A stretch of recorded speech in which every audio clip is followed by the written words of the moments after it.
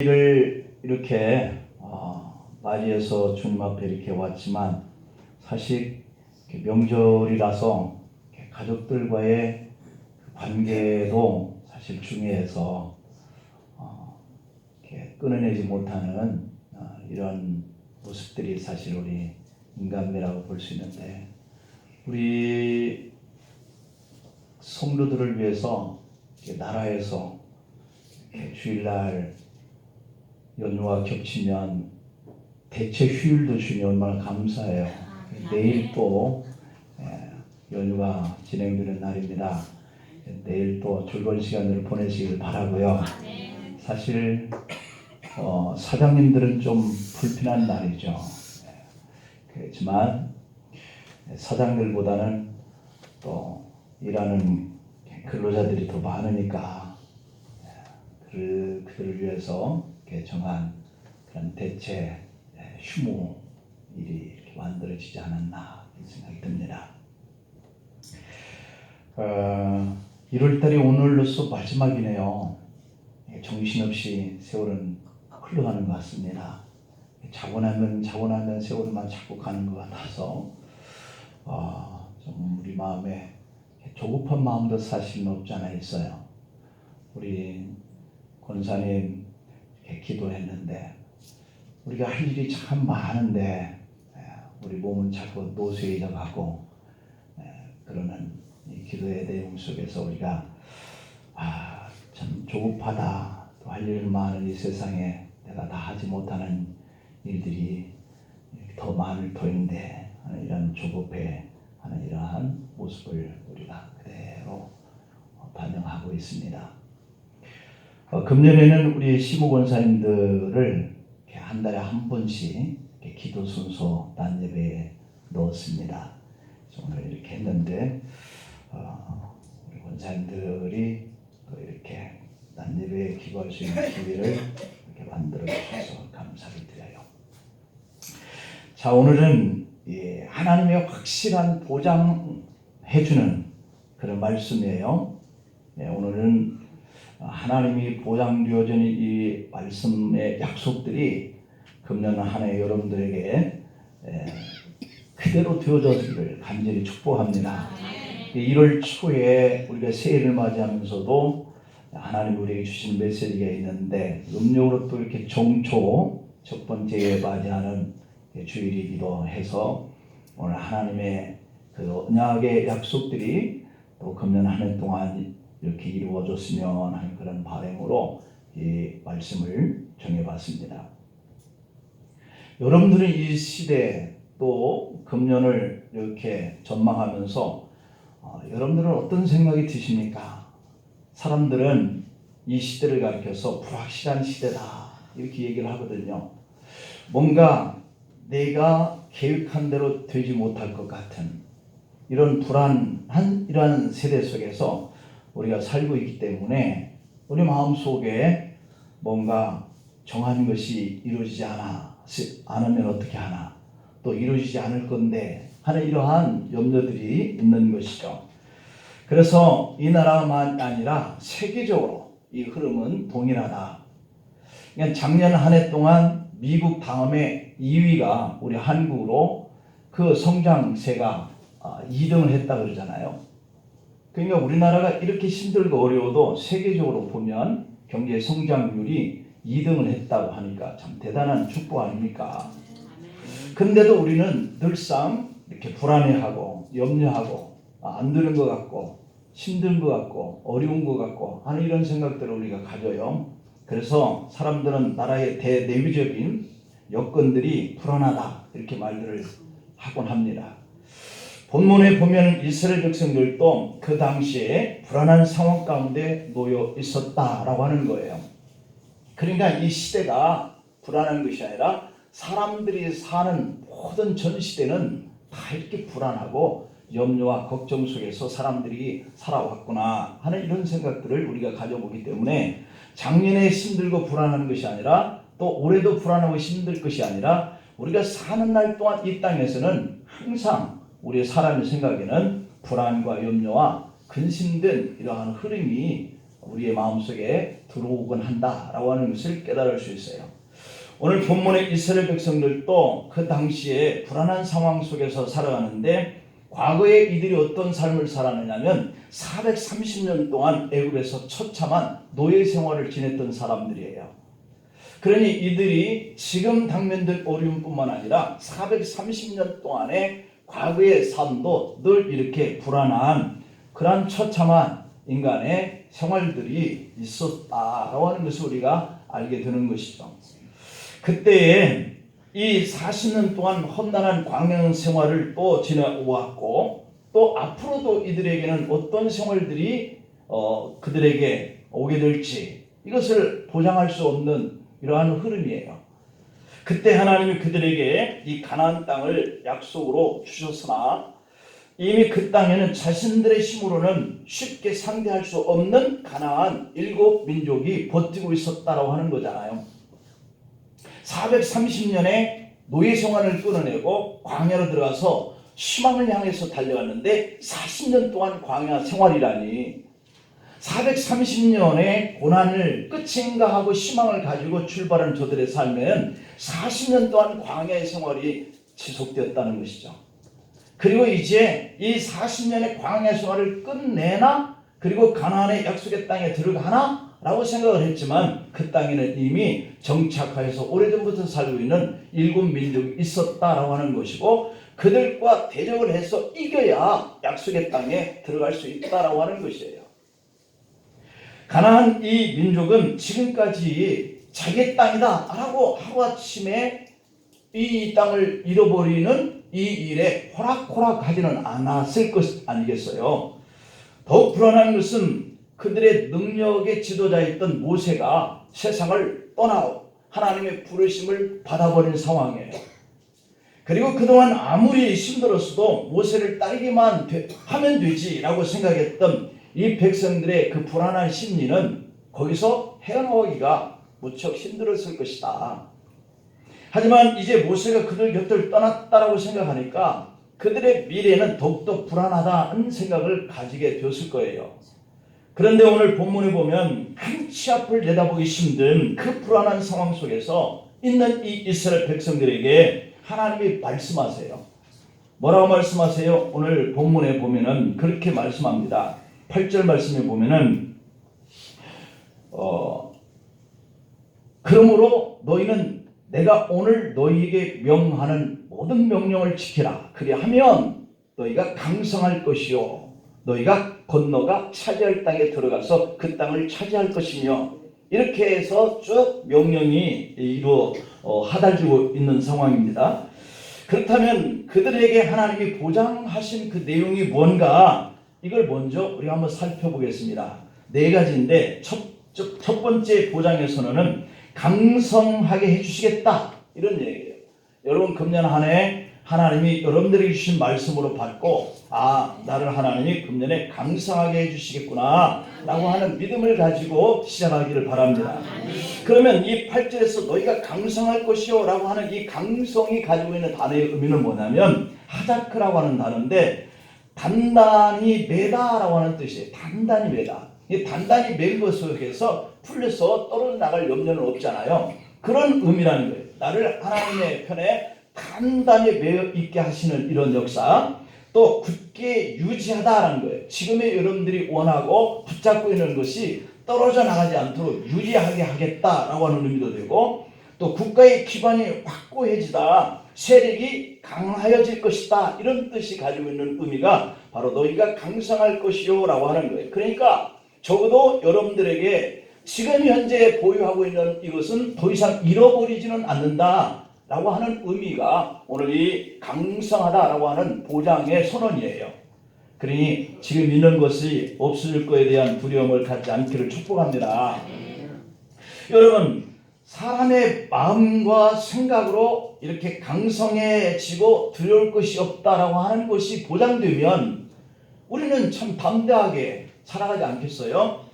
여호수아 1장의 6절 7절에 보면 이 말씀의 의미를 더 잘 표현하고 있는 부분이 있는데, 강하고 담대하라. 너는 내가 그들의 조상에게 맹세하여 그들에게 주리라 한 땅을 이 백성에게 차지하게 하리라. 오직 강하고 극히 담대하여 나의 종 모세가 네게 명령한 그 율법을 다 지켜 행하고 우로나 차로나 치우치지 말라. 그리하면 어디로 가든지 형통하리니. 어디로 가든지 형통하는 방법은 믿음에서 치우치지 않는 거고, 그 대신 마음에 강하고 담대함을 가지고 있으면 네가 원하는 것을 차지하게 된다라고 하는 것이 바로 이 강성함이 가지고 있는 축복의 의미라는 얘기죠. 우리가 개인적으로나 아니면 나라 혹은 민족이 강성하면 땅을 차지하게 되는 줄 믿습니다. 그러니 그 강성한 사람이 어디를 가든지 형통할 수밖에요. 왜냐하면 가면 빼앗으니까, 가면 차지하니까. 그래서 2차 대전의 영웅이었던 메가더 장군은 고향에 돌아올 때에 환원 군중들에게 연설하면서 이렇게 말을 했대요. 청춘은 육체적인 상태가 아니라 단지 마음의 상태일 뿐이다. 이렇게 얘기했대요. 여러분들이 나이가 많아서 할 일이 많은데 이제 노쇠해서 뭔가 못하겠다 이런 마음 갖지 않기를 축복합니다. 왜냐하면 마음이 청춘이면 된다는 거예요. 예. 몸이 이렇게 늙어가도 마음에 육체가 청춘의 생각을 가지고 있으면 어떤 일이든지 할 수 있다. 이런 유명한 말을 남겼다는 것이죠. 그 사람이 청년이냐 아니냐 라고 하는 것이 중요한 것이 아니라 그 사람이 청년다운 강한 생각을 가지고 사느냐 아니냐, 여기에 승패가 달렸다는 것이죠. 다시 말해서 세상 만사는 뭐 먹기에 달렸다? 마음 먹기에 달렸다. 이게 마음이 뭐냐면 생각이거든요. 생각을 어떤 마음을 가지고 사느냐, 여기에 달렸다는 거예요. 그래서 내가 주눅 들어서 살 수도 있고 아니면 용기와 담대함을 가지고 살 수도 있다는 것이죠. 여러분 주눅 들지 않길 바랍니다. 여기서 불안한 상황 속에서 진정하고 싶어하는 이런 마음과 그 생각으로 진정이 안 되는 것이 문제라는 거예요. 여러분 마음속에 내가 용기를 가지고 살아야지 그러는데 그대로 안 되는 것이 우리의 문제라는 점이죠. 그래서 하나님은 우리에게 강성한 마음을 주셔야 우리가 용기도 내고 담대함을 가지고 어디를 갈 수 있다고 하는 점이에요. 그러니 그 강성함을 주기도 하고 안 주시기도 하는 이런 하나님을 여러분들이 아버지라고 섬기잖아요. 아버지가 우리에게 좋은 것도 주시지 않겠느냐 믿습니다. 그러니 이 강성한 마음을, 생각을 가지고 우리가 하나님을 바라보면 우리 주께서 그렇게 해주시겠다는 거예요. 강하고 담대한 마음, 이것이 하나님이 주셔야 가능하다는 거예요. 그러면 우리가 그 강성한 마음을 갖기 위해서는 더욱더 하나님을 향한 믿음이 필요하지 않겠어요? 여러분 사무엘상 17장 34절 35절에 보면 다윗이 이렇게 고백해요. 주의 종이 아비의 양을 지킬 때에 사자나 곰이 와서 양떼에서 새끼를 움키면 내가 따라가서 그것을 치고 그 입에서 새끼를 건져 내었고 그것이 일어나 나를 해하고자 하면 내가 그 수염을 잡고 그것을 쳐 죽였었나이다. 이렇게 고백해요. 이렇게 강한 심, 강한 용맹함을 다윗에게 하나님이 주셨기 때문에 그는 그 새끼를 움켜가는 이런 산한 짐승들을 쳐서 그 입에서 그 새끼를 빼앗아 올 수 있었다. 이게 바로 강성함이 그 마음속에 있는 사람을 통해서 나타나는 그런 역사인 줄 믿습니다. 이 말은 아버지 양떼를 지켜야 할 책임을 내가 감당하려고 마음을 먹었더니 맹수와 싸워서 죽이고 양을 건져낼 만한 이런 강성함을 하나님이 주시더라는 거예요. 그러니까 이런 마음을 갖고자, 이런 생각을 갖고자 하는 그 사람에게 하나님이 강성함을 준다는 얘기죠. 하나님이 다윗을 강성하게 해주신 그 까닭은 보면 역대하 11장 9절에 보니까 만군의 여호와께서 함께 계시니 다윗이 점점 강성하여 가니라. 누가 함께 하셨더니 하나님이 함께 하시냐. 여러분들의 한 해가 강성하게 될 줄 믿습니다. 그럼 다윗이 양치는 목동에 불과했잖아요. 하지만 그에게 하나님이 강성함이 함께 해주시니까 골리앗을 비롯해서 그를 대항하여서 싸우려고 하는 사람이 다윗을 이긴 사람이 없었어요. 나라의 절대 권력자인 이 사울 왕도 하나님이 다윗과 강성함으로 함께 했으니까 다윗을 해칠 수가 없어요. 다윗을 이렇게 크게 강성하여 이스라엘 나라에 대왕이 되게 하시고 그의 후손들이 대를 이어서 왕이 되게 하신 분이 하나님이셨다. 하나님이 다윗에게 아예 약속을 해요. 너를 통해서 이 왕위가 든든히 하게 하고 너를 통해서 그리스도 그분이 이 땅에 오실 것에 대한 약속까지 했어요. 이것이 그를 강성하게 하신 하나님의 축복의 결과인 줄 믿습니다. 그러므로 오늘 하나님은 여러분을 강성하게 하나님이 축복하시겠다고 약속하신 이 축복 안에 살아가고 있는 줄 믿습니다. 자, 그 다음에 두 번째 선언인데요. 약속대로 땅을 얻게 하신다는 거예요. 이 의미가 포함하고 있는 것은 여러분들이 금년 한 해 출발하면서 마음속에 생각하고 기도하고 계획된 일들이 있을 거예요. 그것을 여러분들에게 차지하게 하겠다라고 하는 것이 이 두 번째 선언하신 이 축복의 선언이에요. 8절 보면 너희가 건너가 차지할 땅에 들어가서 그것을 차지할 것이며 이렇게 얘기하고 있거든요. 그러면 이 차지하게 될 그 땅에는 일곱 민족이 대대로 살아온 그러한 사람들이 있단 말이에요. 그럼 적들이 와서 내 땅을 차지하도록 이 사람은 가만히 있겠냐는 것이죠. 절대 결코 가만히 있지 않아요. 여러분들이 금년에 계획 세워서 마음에 생각하는 것을 위해서 용기를 가지고 하나님을 의지하면서 출발을 했어요. 그런데 그 출발한 그 목적을 향해서 가는 여러분들에게 결코 실패하지 않도록 차지하게 하시는 분은 하나님이다. 그러므로 계획과 또한 생각하는 것들을 품었어도 누가 도와주셔야? 하나님이 하게 하셔야. 그래서 하나님 주신 이 강성함이 있어야 결국은 이스라엘 백성들이 가나안 땅을 차지하게 될 것이다 라고 하는 선언이거든요. 여러분, 하나님은 우리에게 승리에 대한 보장을 줬어요. 근데 그 보장에 대한 믿음이 우리 속에 들어와야 되는 거예요. 그래야 갈 수 있어요. 그래야 가야 하나님이 그들을 땅을 차지하게 하시지, 마음만 먹고 안 가면 어떻게 그 땅을 차지할 수 있겠어요? 여러분, 여호수아 6장에 1절 2절에 보면 이스라엘 자손들로 말미암아 여리고는 굳게 닫혔고, 그러니까 대적들이 오니까 여리고 성에 있는 이 사람들은 그냥 문을 꽉 닫아놓는다는 얘기죠. 그리고 출입하는 자가 없었더라. 여호와께서 여호수아에게 이르시되 보라, 내가 여리고와 그 왕과 용사들을 네 손에 넘겨줬으니 주리라고 하는 것이 아니에요. 이미 줬다는 거예요. 이미 하나님이 그 땅을 너희들 땅이야. 그러면서 오늘 이 젖과 꿀이 흐르는 이 땅에 대해서 쭉 설명을 하고 있잖아요. 그런데요, 이 땅은요 11절에 보면은 너희가 건너가서 차지할 땅은 산과 골짜기가 있어. 이 땅은 10절에 설명한 애굽 땅과 같지 않다는 거예요. 지금 노예로 살았던 이 애굽 땅에서는 저들이 얼마나 풍부한 땅인지 그냥 발로 이렇게 찌걱찌걱하면 물이 들어가기도 하고, 또 발로 이렇게 해서 물기를 막기도 하고, 그래서 밭에 물대기, 채소밭에 땡과 같이 이렇게 했던 그 땅에서 살았는데 그 땅에서는 종으로 살았단 말이에요. 그런데 이 11절에서 설명한 이 땅, 가나안 땅, 젖과 꿀이 흐르는 땅이다 이렇게 했지만 그 땅은 산과 골짜기가 많은 땅이라는 거예요. 그래서 비가 와도 다 흡수해버리는 땅이라는 거예요. 물이 고여야지. 그래야지 밭작물, 농작물을 해먹을 거 아니에요. 그런데 12절에 보니까 네 하나님 여호와께서 돌보아 주시는 땅이다. 이것이 포인트예요.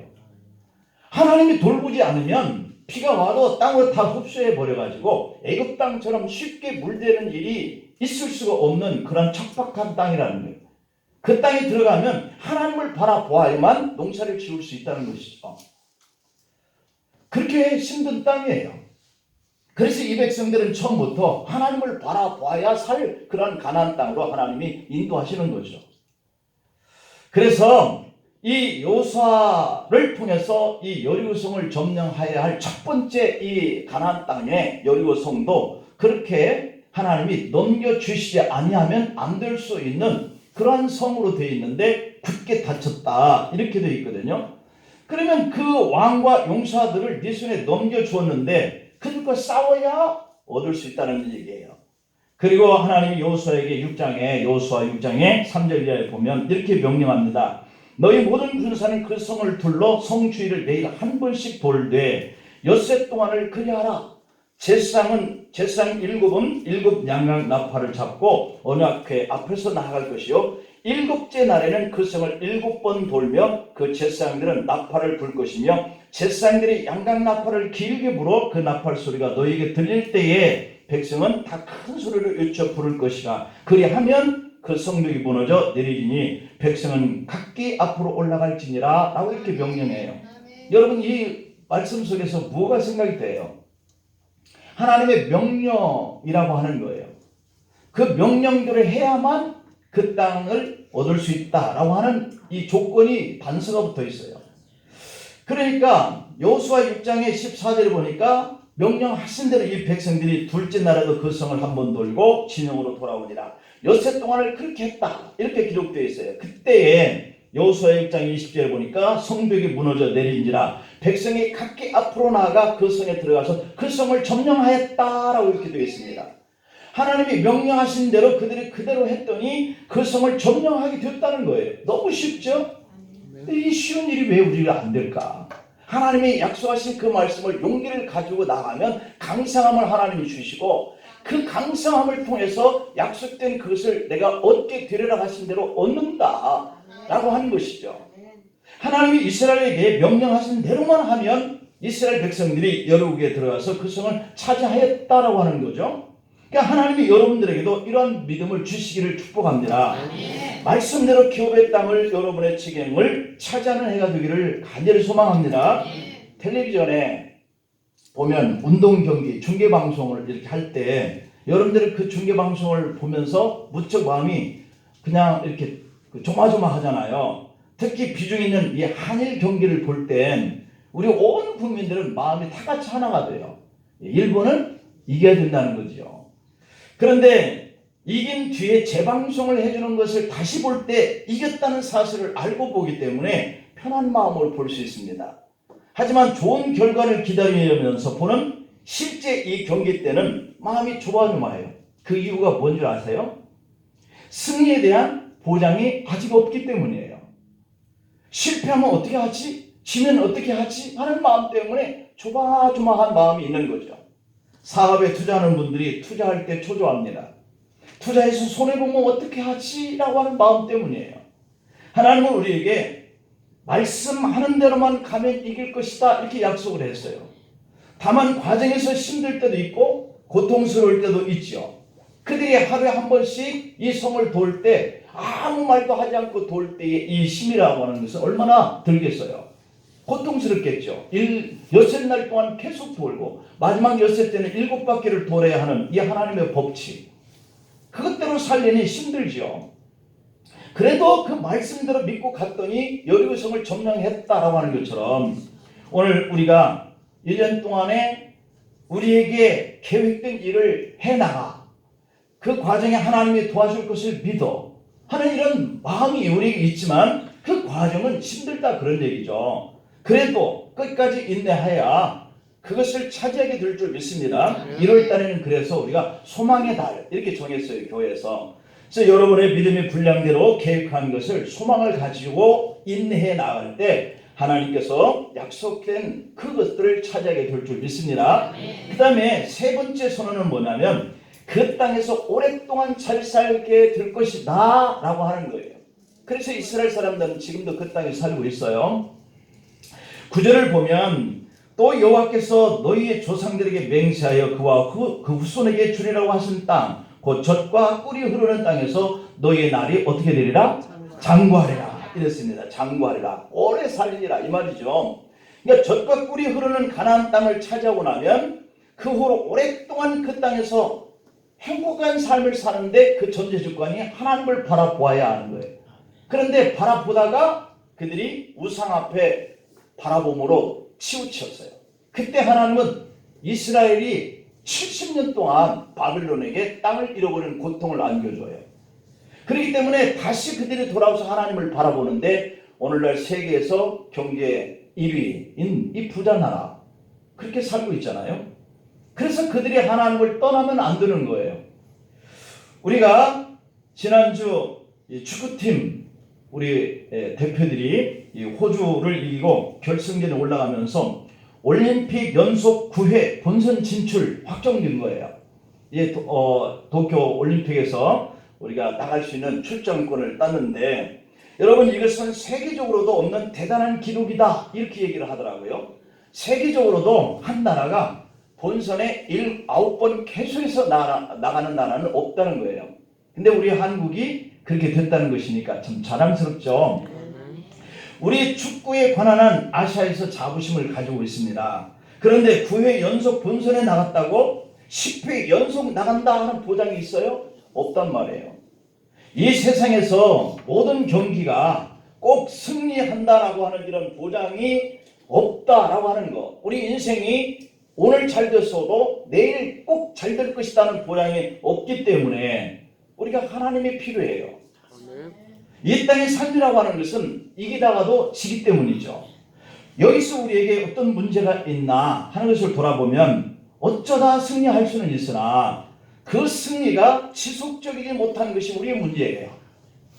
한 번 이겼다고 다음에 또 이기는 것도 아니고, 한 번 잘했다고 계속해서 잘하는 것도 아니고, 한 번 합격했다고 다음에 또 합격하리라고 하는 보장이 없어요. 그러나 하나님이 오늘 약속해요. 이스라엘의 승리가 장구하리라.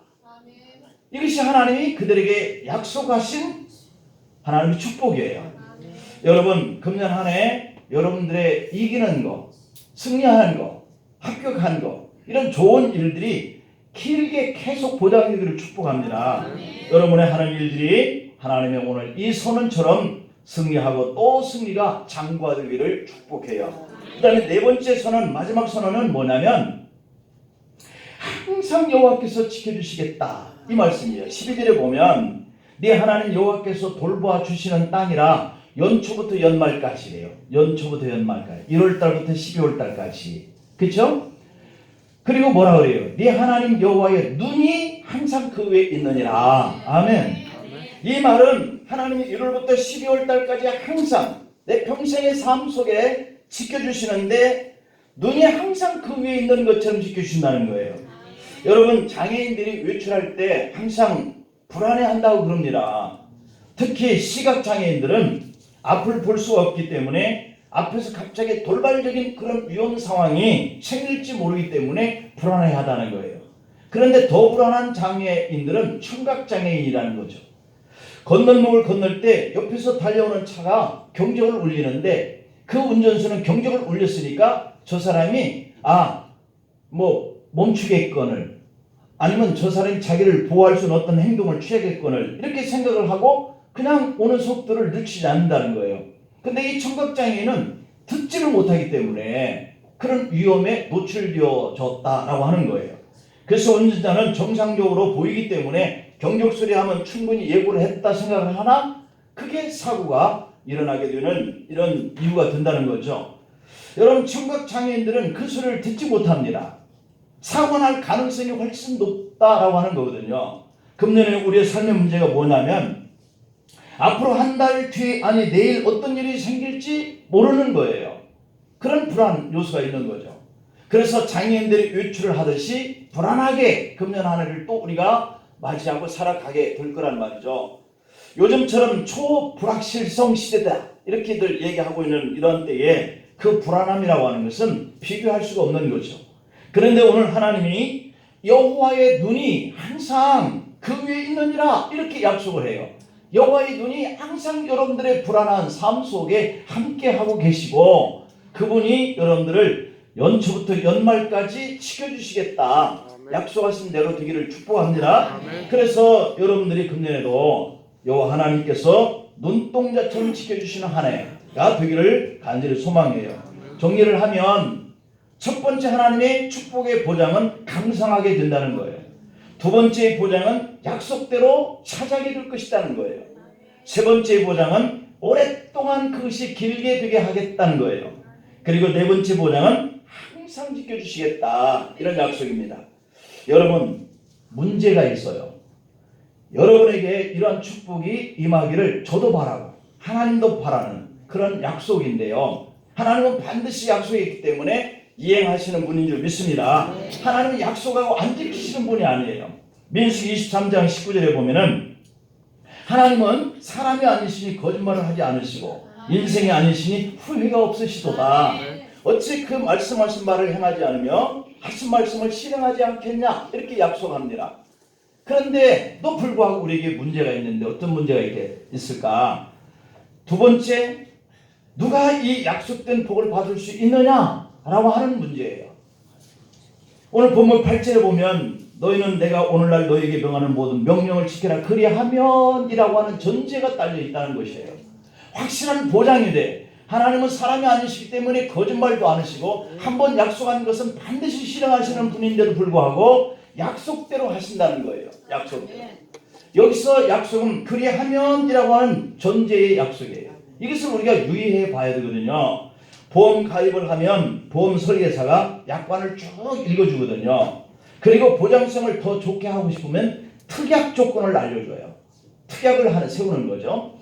보장을 더 많이 더 잘 받으려면 이 특약을 잘 받으면 되거든요.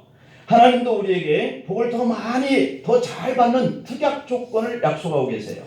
그 조건대로 확실한 축복을 보장해 주겠다는 특약 조건의 언약이죠. 근데 이 특약 조건을 잘 보면 반대적인 것도 성립 조건으로 세우고 있어요. 반대. 이렇게 안 하면 이렇게 됩니다. 이렇게 안 지키면 이 보상을 못 받습니다. 이것도 특약인데 반대적인 성립이죠. 마찬가지로 하나님도 긍정적인 약속의 보장의 특약도 있지만 반대적인 특약 조건도 있어요. 너희가 그 약속을 지키지 않으면 그 땅에서 너희들도 이 일곱 민족을 쫓겨내듯이 너희들도 쫓아낼 것이다. 이게 반대적인 특약의 조건이거든요. 하나님은 때론 그리하지 않으면 이라고 하는 이 징계와 이 심판을 받는 특약 단서 조항도 성경에 붙이고 있다. 다시 말하면 이 특약 조건을 안 지키면 보장되는 것이 다 허사야. 안 되는 거야. 이렇게 말씀하고 있는 거죠. 그러면 오늘 이 네 가지의 축복의 약속을 받을 수 있는 하나님의 특약이 뭔가? 아주 간단 명료합니다. 하나님의 명령을 청종하라는 거예요. 8절에 보면 너희는 내가 오늘날 너에게 명하는 모든 명령만 지키면 이라고 하는 이런 특약이죠. 그리고 13절에도 보면 내가 오늘 너에게 명하는 내 명령을 너희가 만일 청종하고 하나님을 사랑하며 마음을 다하고 뜻을 다하며 섬기면 믿음을 지키면 이런 의미죠. 이 조항만 잘 지키면 네 가지 조항은 여러분들 것인 줄 믿습니다. 그러므로 우리가 금년에 네 가지 복을 받고 잘 살려면 이 하나님의 특약을 잘 지키고 믿고 섬겨야 돼요. 여러분 한 사람의 건강 상태를 자가진단하는 여러 가지 방법이 있다고 그래요. 그 첫 번째 자가진단 방법이 뭐냐면 식사를 잘 하느냐라고 하는 여부라는 거죠. 입맛이 있어서 맛있게 밥을 잘 먹으면 그 사람에게는 병이 없다는 거예요. 그런데 그분이 일단 밥맛이 떨어지고 밥을 안 먹는다라고 시작되면 뭔가 증세가 있다는 거죠. 사람들이 건강 상태에 이상이 오면 나타나는 징후 중에 하나가 입맛이 떨어져 식사를 못하는 거예요. 끼니 때가 되었는데도 즐겁지 않아. 먹고 싶은 생각이 안 나. 마찬가지로 하나님의 말씀도 영의 양식인 줄 믿습니다. 우리의 믿음이 떨어지면 하나님의 말씀이 싫어져. 듣기가 싫어져. 믿음 생활하는 것이 싫어져. 이게 바로 우리가 지금 영적으로 하나님의 말씀 앞에 건강하게 지금 믿음 생활하고 있다 하는 이런 증표예요. 하나님의 말씀을 잘 듣지 않는 사람은 그 영혼이 지금 병들어 가고 있다고 하는 증거라는 거죠. 성경을 읽으면 하나님의 뜻을 깨달을 수 있게 되잖아요. 또 다른 하나는 하나님의 말씀에 선포된 목사의 설교가 있어요. 하나님은 종을 세우셔서 하나님 말씀을 선포하게 하셨다는 거죠. 예레미야 1장의 9절에 보면 보라 내가 내 말을 네 입에 두었노라 이랬거든요. 그러니까 하나님은 예레미야와 많은 주의 종들을 세우셔서 그의 입에 하나님의 말씀을 두셔서 선포하겠다는 거예요. 그러므로 설교를 잘 듣지 않으면 말씀을 들을 수가 없어요. 새해에 성경을 정독할 수 있는 습관을 한번 길러보십시다. 그래서 금년에는 성경을 정독하면서 한 번 정도는 읽어봐야 되겠다 이런 마음을 갖기를 바랍니다. 그리고 깊이 묵상하고 또 주의 종들을 통해 선포되는 그 설교 안에서 하나님이 내게 들려주시는 말씀을 자꾸 발견해야 돼요. 본문 말씀은 하나님의 말씀을 잘 들을 뿐만 아니라 지키고 섬기면 이라고 하는 단서가 있어요. 그러니까 하나님의 말씀을 들려진 대로 생활하는 것이고요. 지킨다는 것 이것은요 우리에게 너무 힘들어요.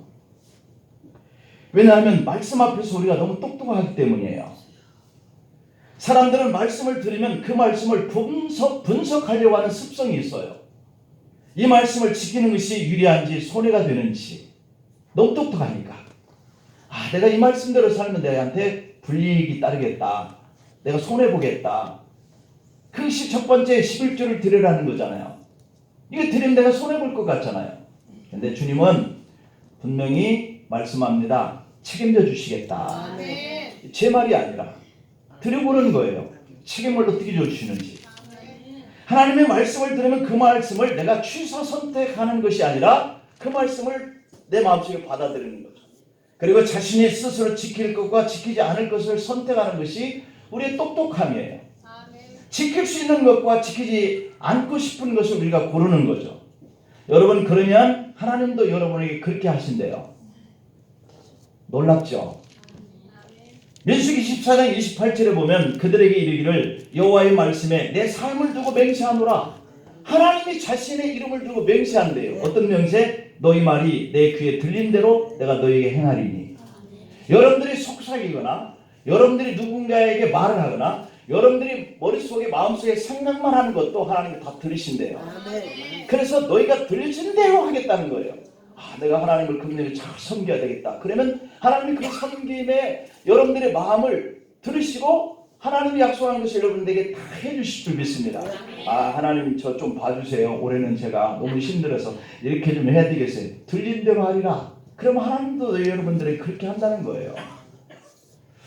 우리가 하나님이 주신다고 약속하신 이 네 가지 축복을 믿음으로 순종해서 여러분들이 이 약속에 빠짐없는 네 가지의 축복이 임하기를 간절히 소망합니다. 기도하십시다. 첫 번째 기도 제목은 하나님이 네 가지 보장한 것처럼 우리를 감성하게 해달라고. 두 번째는 약속의 땅을 얻게 되었듯이 우리의 계획도 다 이루어지게 해달라고.